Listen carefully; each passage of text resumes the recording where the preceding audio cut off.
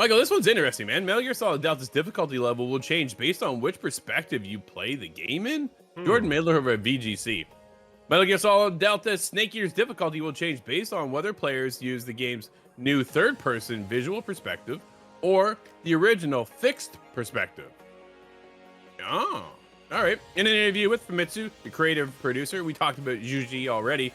He said, quote, "We had all originally planned to make it possible to switch between the two viewpoints at any time during gameplay, but we decided against it."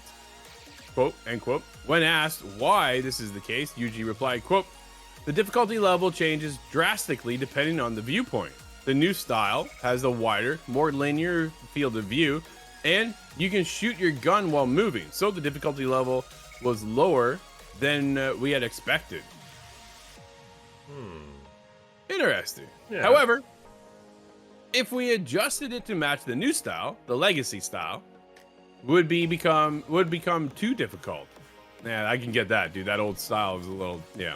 We decided to split the play style in two. The legacy style is close to the difficulty level of the original version, and we are adjusting the new style from scratch. End quote. Metal Gear Solid Delta Snake Eater's modern perspective makes the game, which was originally released on the PlayStation 2, yikes, that's a while ago, right? Play more like Metal Gear Solid 5 The Phantom Pain, rather than the zoomed out perspective from the original Metal Gear Solid 3 release. I'm going that way, dude. I'm going with the Metal Gear Solid 5 perspective than the old school. That's where I'm kind of going. I want to see the modern take, the modern iterations moving into Delta. Quote, "This is a 20-year-old game," end quote. Okamura told VGC, quote, "So when we decided to bring to modern platforms, we didn't want to make it feel like an old game.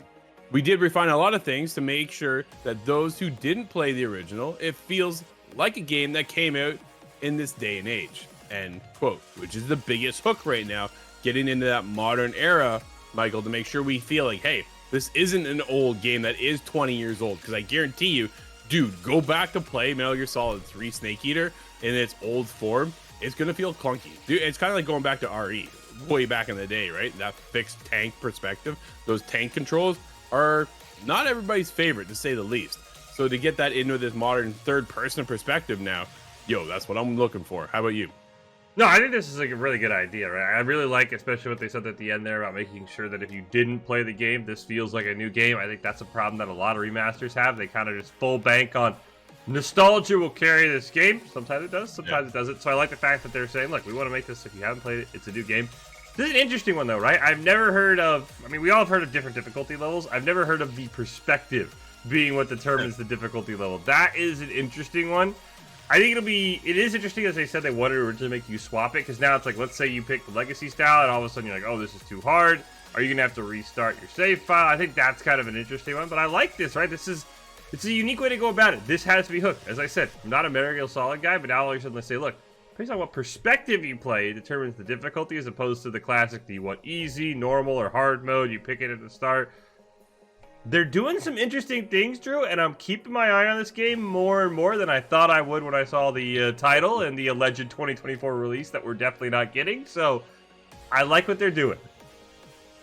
Yeah, no, I definitely like what they're doing. I like the perspective of changing it to more of the Metal Gear Solid 5 look and feel, right? I think that's the biggest desire right now for gamers to get it into the Metal Gear franchise, is not to go with the old scheme, right? We don't want the old mechanics. We want the new modern era. And this is why I mean that in our last article, is that they're looking to build the franchise back up and then to get into new iterations of the older games so that, hey, everybody can get caught up on the story. Playing Metal Gear Solid 3 is only a fraction of what the Metal Gear franchise has to offer. So why wouldn't you go back to 1, 2, 4, and 5, right? By the time we get to 5, dude, we'll be on PlayStation 7 and Xbox, who knows what they call that, right? So that's kind of where I'm thinking.